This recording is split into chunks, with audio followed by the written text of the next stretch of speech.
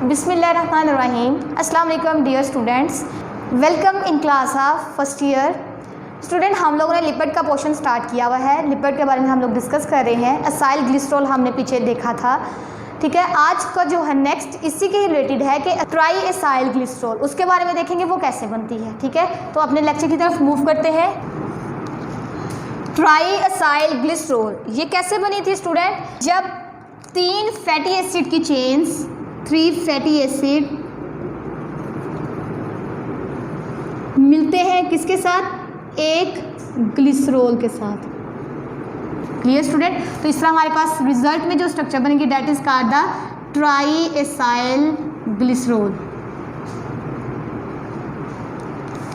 यहां पे देखिए फैटी एसिड का आप लोगों को फार्मूला याद है? ये क्या हम लोग बना रहे हैं? These are the 3 chains of fatty acid। ये क्या है? फैटी एसिड की 3 चेन्स।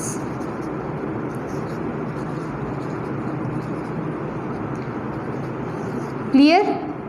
अब हमने इसको किसके साथ प्लस करना है, मतलब इसके साथ कौन बॉन्डिंग कर रहा है? ग्लिसरॉल, ठीक है। ग्लिसरॉल हमने कहा 3 कार्बन वाला अल्कोहल होता है।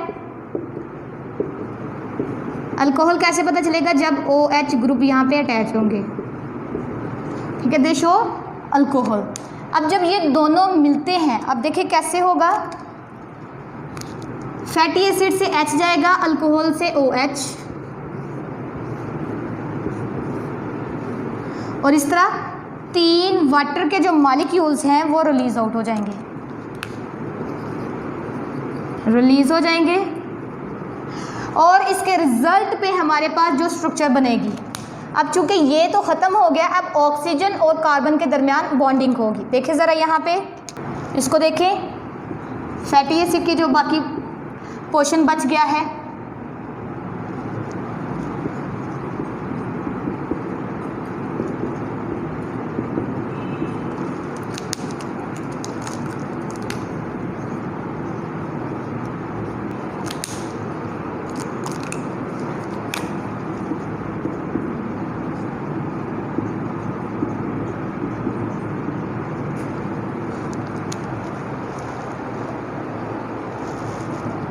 Clear student? तो ये देखें, ये जो है this are the fatty acid, और ये जो पोर्शन है ये किसका है? ग्लिसरॉल का। अब देखें ये जो बॉन्ड बना है बिटवीन CO, ठीक है, यहाँ पे भी और यहाँ पे भी, इसको हम लोग कहते हैं ester bond. Clear? Ester bond में क्या होता है? OCO।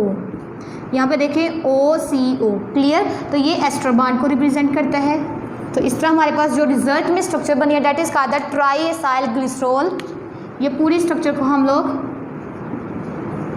एसाइल ग्लिसरॉल का नाम देते हैं। ट्राई मतलब 3 फैटी एसिड और ग्लिसरॉल मिलते हैं तो हमारे पास ट्राई एसाइल ग्लिसरॉल बनता है। ये आपका बहुत इंपॉर्टेंट शॉर्ट क्वेश्चन है स्टूडेंट। ये अक्सर आपके बोर्ड के क्वेश्चन में पूछा जा सकता है, what do you know about try acyl glycerol. और इस तरह भी पूछा जा सकता है कि किस तरह triacyl, in what way triacyl glycerol are form. Clear? तो आप लोग बता सकते हो कि 3 फैटी एसिड और 1 ग्लिसरॉल मिलता है तो वो ट्राई एसाइल ग्लिसरॉल की फॉर्मेशन कर देते हैं। और देखिए यहाँ पे ये जो फैटी एसिड की चेन थी उसके पास एबिलिटी थी कि वो हाइड्रोजन आयन को रिलीज़ करवा सके, जबकि जो ये जो ग्लिसरॉल है इसके अंदर एबिलिटी थी कि OH ग्रुप को रिलीज़ करवा सके। दोनों ने रिलीज़ करवा दिया है, अब ना इसके पास कोई चीज़ बची है ना इसके पास, तो दोनों का इफेक्ट कैंसिल हो गया है। सो डैट हमारे पास जो लास्ट पे स्ट्रक्चर आती है इसको हम लोग कहते हैं न्यूट्रल है। इसीलिए हम लोग इस ट्राई एसाइल ग्लिसरॉल को न्यूट्रल लिपिड का नाम देते हैं। अब ना इसके पास कोई चीज़ रह गई है रिलीज़ करवाने के लिए, ना इसके पास, दोनों का इफेक्ट कैंसिल हो गया। दोनों के पास जो चीज़ें थी उन्होंने रिलीज़ करवा दी हैं, ठीक है। तो लास्ट पे हमारे पास कोई भी पॉजिटिव या नेगेटिव चार्ज नहीं आता, so that it is a neutral lipid. Clear student? तो ये आपसे शॉर्ट क्वेश्चन में पूछा जा सकता है कि न्यूट्रल लिपिड वो कौन सा है, ट्राई एसाइल ग्लिसरॉल को न्यूट्रल लिपिड क्यों कहा जाता है। नेक्स्ट जो है इसके बाद हमने देखना है कि जो फैट्स और ऑयल्स होते हैं ये भी लिपिड ही हैं, लिपिड की ही कैटेगरी के अंदर आते हैं। फैट्स और ऑयल्स की डेंसिटी देखें, डेंसिटी की बात करें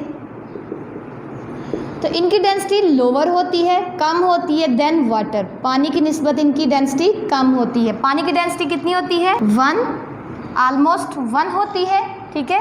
जबकि ऑयल और फैट दोनों की देखें तो इनकी डेंसिटी 0.8 होती है। क्लियर? तो चूँकि इनकी डेंसिटी कम है इसलिए फैट्स और ऑयल जो से हैं वो वाटर पे फ्लोट कर सकते हैं, फ्लोट इन वाटर।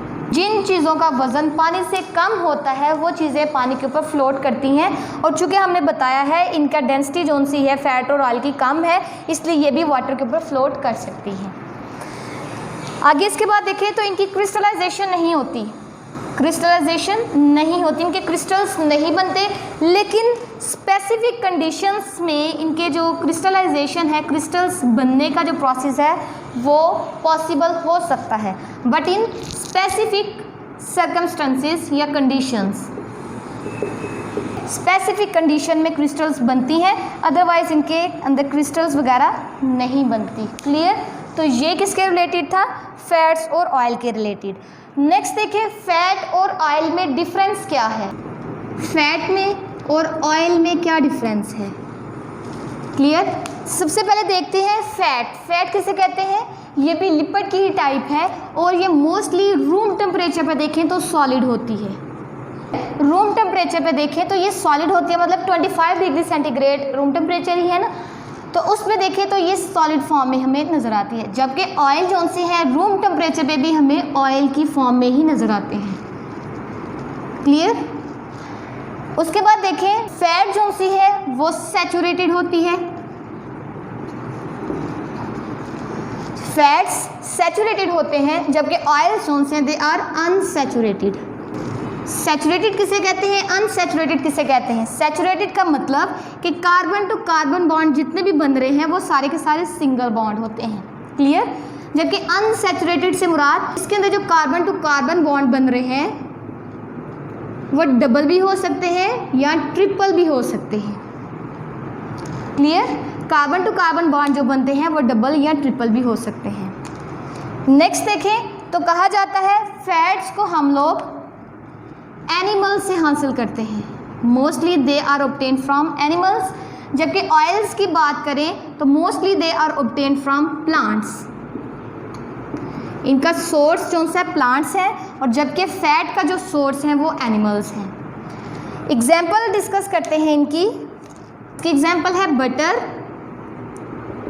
जबकि ऑयल की एग्जाम्पल देखें coconut oil, almond oil.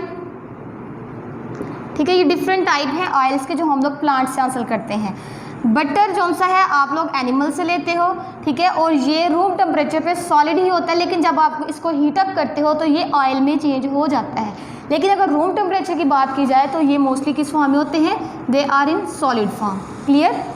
Next हमने स्टार्ट करनी है नेक्स्ट कैटेगरी लिपिड की, वो कौन सी है? That is the waxes. Waxes के बारे में डिस्कस करते हैं। पहला जो हमने डिस्कस किया था वो असाइल ग्लिसरॉल था। अब सेकंड वाला जो सा है वैक्सीज को डिस्कस करते हैं। वैक्सीज क्या है स्टूडेंट? बेसिकली कहा जाता है, केमिकली इसकी कंपोजिशन की बात करें तो ये कैसे होते हैं, तो कहा जाता है they are made up of different type of compounds, क्योंकि लिपिड को हमने कहा था हेट्रोजीनस होते हैं।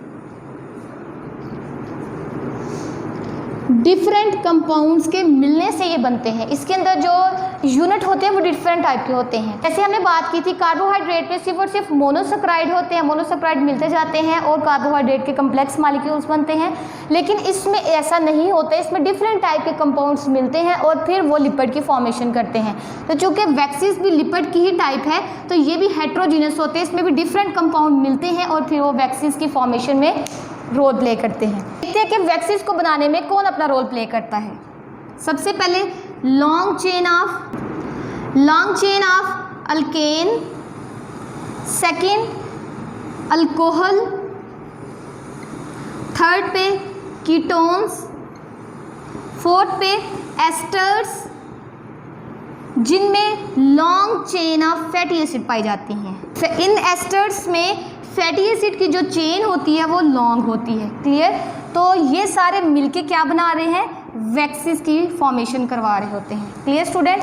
अब यहाँ पे आप लोगों ने ध्यान रखना है MCQs के लिए कि जो वैक्सीज में अल्केन बना आती हैं उनकी चेन लॉन्ग होती है, शॉर्ट होती है।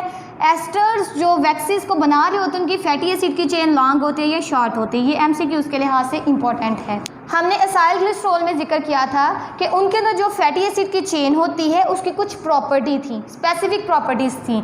उनमें देखा था कि फैटी एसिड की जो चेन होती है उसमें सबसे छोटी फैटी एसिड की जो चेन है वो 2 कार्बन पे मुश्तमिल भी हो सकती है, और सबसे बड़ी का फैटी एसिड की चेन को देखें तो वो 30 कार्बन तक भी जा सकती है, उसमें 30 कार्बन एटम्स पाए जाते हैं। ठीक है, लेकिन अगर हम लोग वैक्सीज की फैटी एसिड की बात करें, उसकी चेन की बात करें, तो इसकी भी कुछ प्रॉपर्टीज़ हैं। वो कौन सी हैं देखें इधर।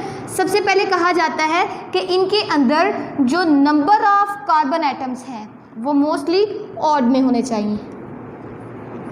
ठीक है, इवन में नहीं बल्कि ऑड में होने चाहिए। उसके बाद सबसे छोटी फैटी एसिड चेन में जो कार्बन का नंबर है वो 25 होना चाहिए, और फैटी एसिड की सबसे लॉन्ग चेन में कार्बन का जो नंबर है वो ऑलमोस्ट 35 होना चाहिए।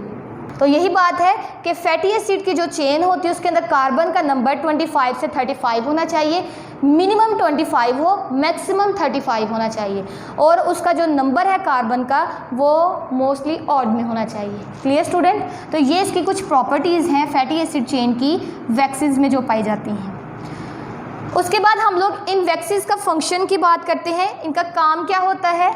आपको पता है जो वैक्सीज होते हैं वो वाटर प्रूफ होते हैं, वाटरप्रूफ होते हैं, पानी इनमें से गुजरता नहीं है, इसलिए ये प्रोटेक्टिव कवरिंग बनाते हैं। कवरिंग सी प्रोटेक्टिव कवरिंग बनाते हैं किनके इर्द गिर्द, फ्रूट्स पे, फ्रूट के इर्द गिर्द, और प्लांट्स के जो पार्ट हैं, प्लांट्स के लीव्स जो से हैं उनके ऊपर भी क्यूटिकल की फॉर्म में क्या बनाते हैं, प्रोटेक्टिव कवरिंग, जिसकी वजह से वाटर लॉस जो है वो उसको रोक दिया जाता है। Clear student. तो ये जो वाटर प्रूफ होने की वजह से प्रोटेक्टिव कवरिंग बनाती है फ्रूट्स और प्लांट्स के इर्द गिर्द। प्लांट्स के कौन से पार्ट की बात करें हम लोग, मोस्टली लीव्स की यहाँ पे बात करते हैं। नेक्स्ट देखें, इसकी वजह से जो एब्रेसिव डैमेज होते हैं, डैमेज होता है जो पत्तों को, उससे भी प्रिवेंट किया जा सकता है, बचा जा सकता है, क्योंकि लीव्स के ऊपर क्यूटिन की एक वैक्सी लेयर है। ठीक है, इसकी वजह से ये जो सरफेस है थोड़ी सी स्लिपरी हो जाती है। जब हवा चलती है पत्ते जो से एक दूसरे के साथ टकराते हैं। ठीक है, पत्ते अगर यहाँ पे ये वैक्सी लेयर नहीं होगी तो पत्ते अगर टकराने की वजह से उनको नुकसान भी हो सकता है, इसलिए इनकी जो आउटर सरफेस है इसके ऊपर क्यूटिन पाई जाती है। क्यूटिकल क्या है, एक वैक्सी लेयर होती है। ठीक है, जो क्या करती है, फ्रिक्शन से बचाती है। तो अब्रेसिव डैमेज से बचाती, मतलब जो फ्रिक्शन के रिजल्ट में डैमेज आता है। अब्रेसिव से मुराद यहाँ पे फ्रिक्शन। ठीक है, फ्रिक्शन को रिड्यूस करती है। जब हवा चलती है तो रगड़ होती है पत्तों के दरमियान। ठीक है, उस रगड़ से बचाती है कौन, ये वैक्सी लेयर जो सी, तो इसी को हम लोग अब्रेसिव डैमेज का नाम देते हैं। अब्रेसिव डैमेज से वैक्सी लेयर बचाती है। नेक्स्ट जो फंक्शन है वैक्सीज का वो क्या है कि ये बैरियर के तौर पे काम करती हैं। They act as a barrier for insects, animals and plants. ये प्लांट्स, एनिमल्स, इंसेक्ट, इन सभी के लिए बैरियर के तौर पे काम करती है। अगर हम लोग इंसेक्ट की बात करें, इंसेक्ट में हम लोग एग्जांपल लेते हैं हनी बी की। हनी बी क्या करती है, इट प्रोड्यूस हनी, शहद बनाती है, उसके साथ साथ ये वैक्सीज प्रोड्यूस करती है। ठीक है, वैक्सीज से ये प्रोड्यूस क्यों करती है वैक्सीज को, इसके जरिए ये अपना छत्ता बनाती है, और छत्ता क्या कर रहा होता है, इनका जो हाइव है इनको प्रोटेक्शन दे रहा होता है। क्लियर। तो इस तरह क्या कहते हैं कि वैक्सीज जो सी ऑर्गेनिज्म की बॉडी के लिए बैरियर के तौर पे काम करती है, उसको प्रोटेक्ट कर रही होती है। ये थी वैक्सीज के बारे में। नेक्स्ट हम लोग लिपिड की जो नेक्स्ट कैटेगरी है दैट इज़ द फॉस्फोलिपिड, उसको डिस्कस करते हैं। फॉस्फोलिपिड क्या है student, these are the derivatives of, किसके ये डेरिवेटिव्स होते हैं, फॉस्फोटाइडिक एसिड। फॉस्फोटाइडिक एसिड क्या करते हैं, फॉस्फोलिपिड को बनाने में मदद देते हैं। अब ये स्टूडेंट फॉस्फोटाइडिक एसिड क्या है, इसकी बात कर लेते हैं। ये एक एसिड है जो किससे मिलके बनता है? It is made up of 1 glycerol, 2 fatty acid की चेन से मिलके और एक जोन सा फास्फोरिक एसिड के मिलने से। तो फास्फोटाइडिक एसिड जोन सा है बेसिकली ये 3 के मिलने से बनता है, ठीक है। First one is the glycerol, फिर फैटी एसिड और देन फास्फोरिक एसिड। अब हम लोग इसको देखते हैं कि ये कैसे बनता है। यहाँ पे हम लोग इसको ड्रा करते हैं। ग्लिसरॉल हमने कहा है कि ऐसी चेन है जिसके अंदर 3 कार्बन पाए जाते हैं और ये अल्कोहल होती है।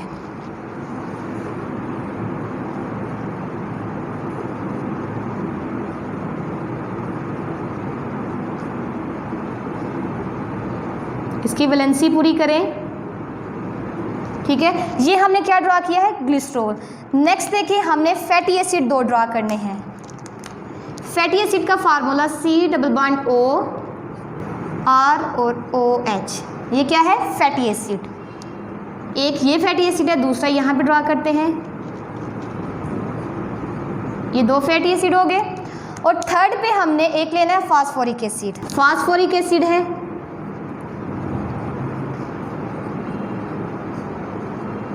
ये क्या ड्रा कर दिया हमने? Phosphoric acid. अब देखें ये तीनों चीज़ें मिल गई हैं, अब इनके दरमियान बॉन्डिंग बनानी है, हमने बॉन्ड्स बनाने हैं। देखिए ज़रा, ग्लिसरॉल और ये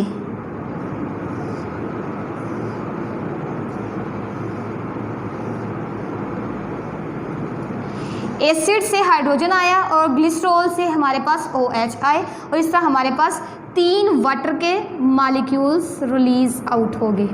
कितने निकले हैं? 3 वाटर के मॉलिक्यूल्स। नेक्स्ट हमारे पास किस टाइप की स्ट्रक्चर बनेगी? इसको इन सभी को मिलाने के बाद देखिए कैसी स्ट्रक्चर बनती है। नेक्स्ट देखिए, ये जब बॉन्डिंग ख़त्म हो जाएगी, ये हाइड्रोजन आयंस और साथ में ऑक्सीजन निकल जाएगी वाटर की फॉर्म में, तो देन हमारे पास पीछे क्या बचेगा? यहाँ पे देखिए 3 कार्बन,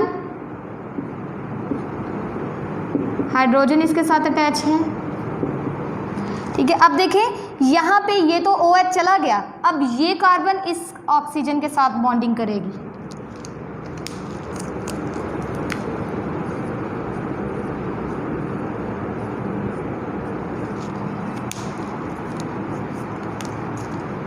नेक्स्ट देखें ये चीज़ बच जाती है हमारे पास फैटी एसिड की।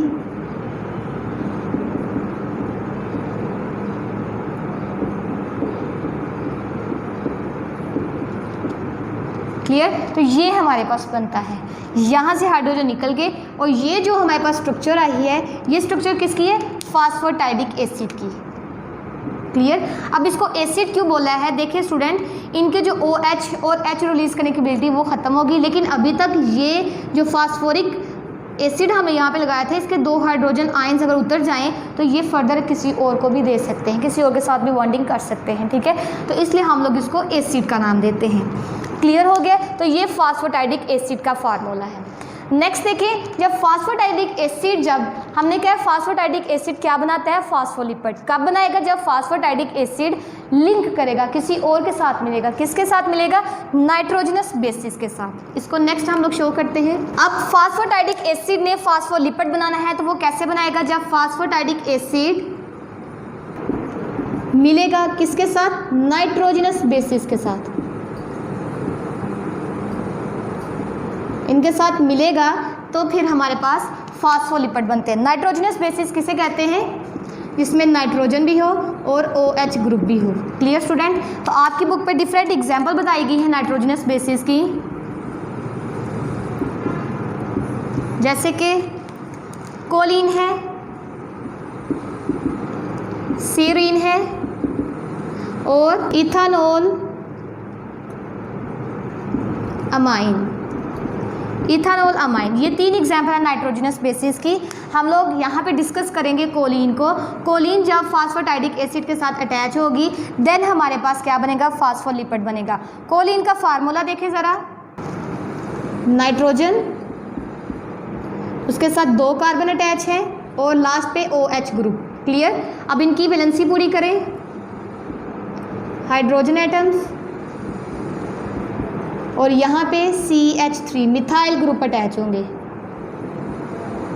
ठीक है, इसको हम लोग ओपन, ये ओपन फॉर्म है, इसको कंपैक्ट फॉर्म में कैसे लिखेंगे? OH CH2 CH2 NCH3 methyl group के 3 ग्रुप अटैच। क्लियर? तो ये हमारे पास क्या है? कोलिन का फार्मूला। अब कोलिन ने किसके साथ अटैच होना है?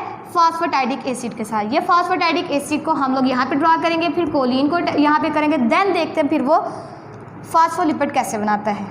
स्टूडेंट, ये जो फॉस्फेटाइडिक एसिड है हम लोग इसको इस फॉर्म में भी लिख सकते हैं कि मतलब हाइड्रोजन 2 थे, अब हमने इस यहाँ पे हाइड्रोजन 2 लिख दिए हैं। एक हाइड्रोजन था, इसको वैसे ही, आगे 2 हाइड्रोजन थे, उसको ऐसे।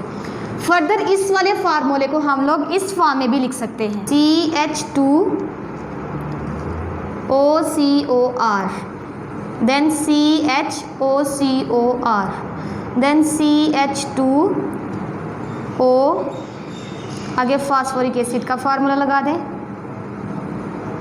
क्लियर? तो ये CH2OCOR कहाँ से आया है? इसी को CH2OCO और R। क्लियर? हमने इसको कंबाइन फॉर्म में लिख दिया है। क्लियर? यहाँ पे नेक्स्ट CHOCOR कहाँ से आया है? इसको करने से, इस वाली को करने से, CHOCO और ये लास्ट पे R। क्लियर? तो इसी तरह हमने ये फार्मूला कंबाइन फॉर्म में लिख दिया है। अब इसने किसके साथ अटैच होना है? कोलिन के साथ। इसका फार्मूला क्या है? OH CH2 CH2 N CH3 CH3 और ये CH3 मिथाइल ग्रुप जिसको हम लोग कहते हैं। क्लियर? तो ये क्या है हमारे पास? कोलिन, और ये हमारे पास है फॉस्फेटाइडिक एसिड, और ये क्या है? कोलिन, जो कि एक नाइट्रोजनस बेसिस है। क्लियर? अब देखिए इनके दरमियान बॉन्डिंग होगी। बेसिस ने OH देना है, यहाँ से हाइड्रोजन जाएगा, वाटर यहाँ से रिलीज हो जाएगा। ठीक है? और लास्ट पे हमारे पास जो स्ट्रक्चर बनेगी वो कैसी होगी? इधर हम लोग इसको ड्रा करते हैं। तो यहाँ पे देखिए जब वाटर निकल जाएगा तो फिर लास्ट में जो स्ट्रक्चर आएगी उसको कैसे हम लोग यहाँ पे लिखेंगे? CH2OCOR CHOCOR CH2O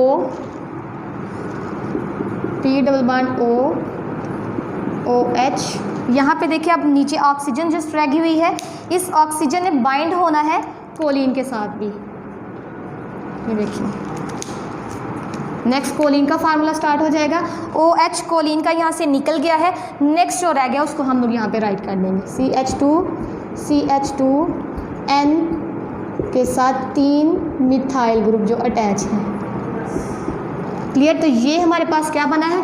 phospholipid. इसका हम लोग वैसे अगर इस स्ट्रक्चर के लिहाज से इसका नाम दे तो वो क्या बनता है? फॉस्फेटाइडाइल कोलिन, जिसको हम लोग लेसिथीन का नाम भी देते हैं। बेसिकली वो क्या है? एक फास्फोलिपिड है। Clear student? तो इस तरह हमारे पास एक फास्फोलिपिड बनता है फास्फेटाइडिक एसिड और नाइट्रोजनस बेस के मिलने से। ठीक है? ये जो बना है फास्फोलिपिड बना है, इसको आप लोग इस फॉर्म में भी देखते हो। ठीक है? ये जो सा है ये हेड होता है इसका। फास्फोलिपिड की स्ट्रक्चर देखें तो ऐसी होती है, हेड होता है उसका और साथ में टेल। हेड जो सा है वो हाइड्रोफिलिक होता है,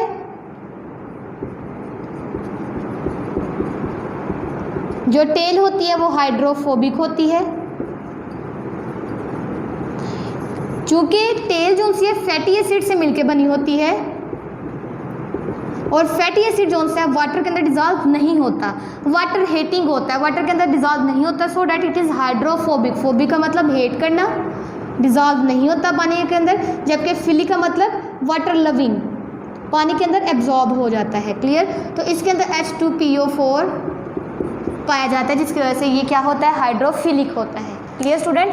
तो कहते हैं आप लोगों ने इस तरह की स्ट्रक्चर किसी और में भी डिस्कस की थी कि जो फॉस्फोलिपिड्स होते हैं बेसिकली ये इम्पॉर्टेंट पार्ट होते हैं। These are the most important part of cell membrane.